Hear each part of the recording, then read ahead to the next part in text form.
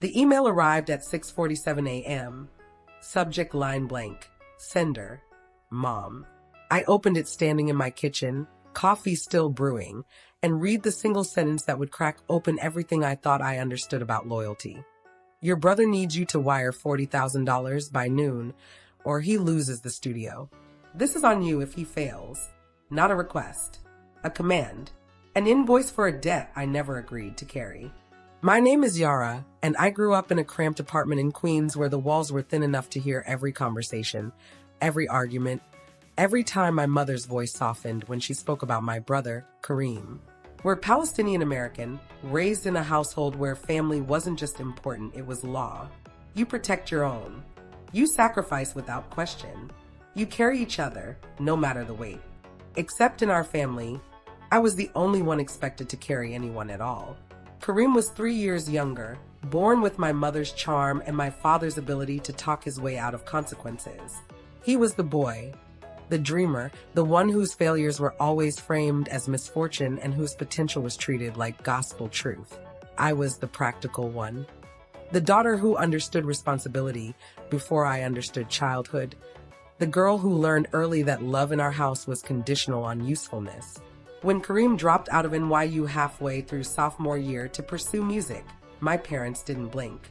When I asked to take a semester off to work and save money for my final year at community college, my father looked at me like I'd suggested abandoning the family entirely.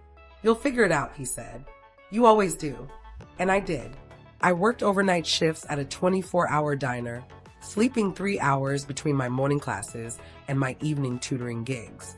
I graduated with honors and no one came to the ceremony. My mother called that afternoon to ask if I could lend Kareem money for new recording equipment. By the time I turned 27, I had climbed my way into a junior analyst position at a mid-sized investment firm in Manhattan. It wasn't glamorous, but it was stable, clean mine. I lived in a studio in Astoria that I furnished with secondhand finds and weekend market treasures. For the first time, my paycheck went toward my own life, my own future, my own dreams that didn't include bailing out a brother who treated my bank account like a wishing well. Then came the email. I read it 3 times, waiting for the anger to hit. Instead, I felt something colder, something that had been calcifying in my chest for years. Clarity. I didn't respond. I finished my coffee, dressed for work, and let the silence stretch. My phone started ringing at 9 a.m. First my mother, then my father, then Kareem himself, his voice crackling with desperation. Yara, please, I'm so close. This studio deal is everything. I just need this one thing, and I swear I'll pay you back. I'd heard that promise in 15 different variations over the past decade. The apartment deposit, the car repair, the credit card debt, the medical bill that wasn't really an emergency.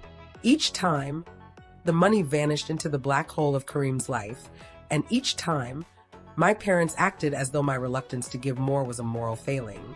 I hung up without answering. That evening, I met my friend Nadia at a small Lebanese cafe in Bay Ridge, the kind of place that smelled like cardamom and decades of family recipes. Nadia was older, in her 60s, a professor of literature who had taken me under her wing during my community college years when I showed up to her office hours, exhausted and desperate for someone to tell me I wasn't crazy. She listened as I recounted the email, the calls, the decade of financial hemorrhaging that had kept me small, while everyone else demanded I make myself smaller. When I finished, she was quiet for a long moment, stirring her tea with a precision that felt intentional. You know what the word Habibi means, she finally said. It wasn't a question. My love, my dear one. She nodded.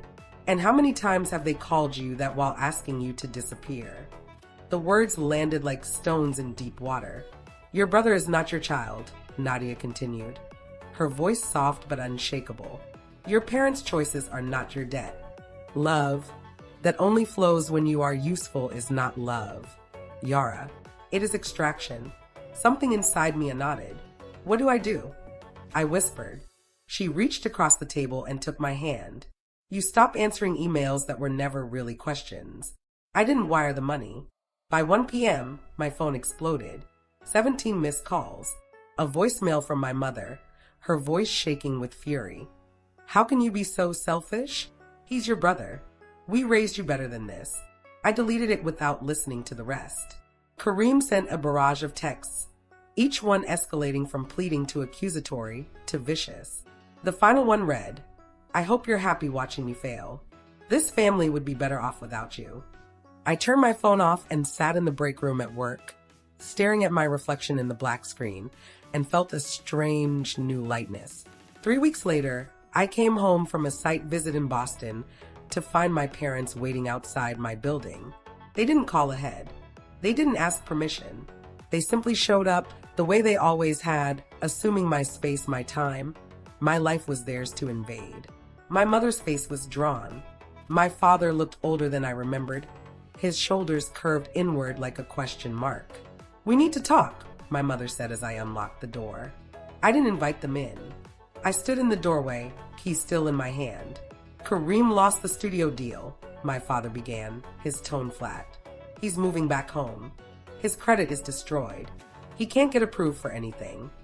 I waited. "We need you to co-sign a loan," my mother continued, her words clipped and rehearsed. "Just until he gets back on his feet. You have good credit. He doesn't have anyone else." The entitlement of it, the sheer audacity, should have shocked me. But I had been watching this script play out my entire life. "No," I said.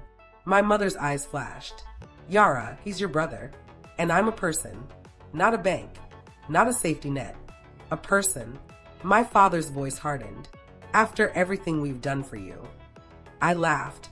A sharp, bitter sound that surprised even me. "Everything you've done? You raised me to be Kareem's insurance policy. You taught me that my worth was measured by how much I could give up. You called me selfish every time I wanted something for myself, and you never once asked what I needed." My mother's face flushed. "That's not fair." "No," I said quietly. "It's not. But it's true." Silence stretched between us, thick and suffocating. "If you don't help him," my father said slowly, "don't expect to be welcome at family gatherings. Don't expect us to be there when you need something." The threat hung in the air, and I realized with startling clarity that it didn't scare me. "Not anymore. I've never been welcome," I said. "I've just been useful. And the moment I stopped being useful, you stopped pretending." My mother's expression cracked, something desperate flickering beneath the anger. "You'll regret this. You'll be alone."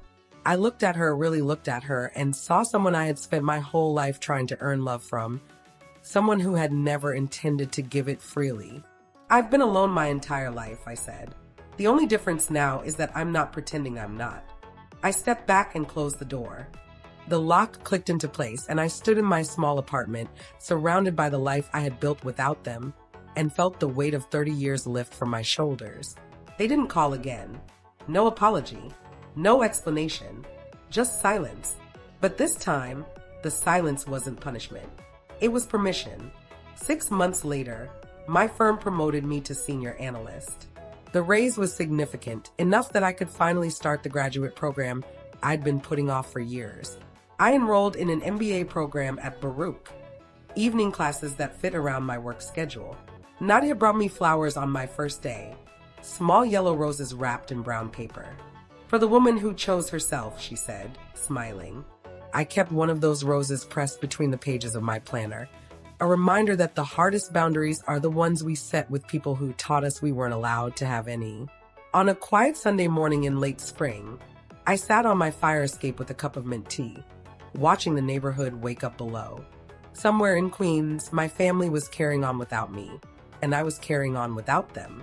I thought of the girl who worked 3 jobs and called it duty, the girl who swallowed every dismissal and called it love. She deserved better than what she was given. But the woman I became, the one who finally said no, she gave herself everything that girl had been denied. Healing isn't about waiting for the people who hurt you to realize what they've done. It's about realizing you were never the problem.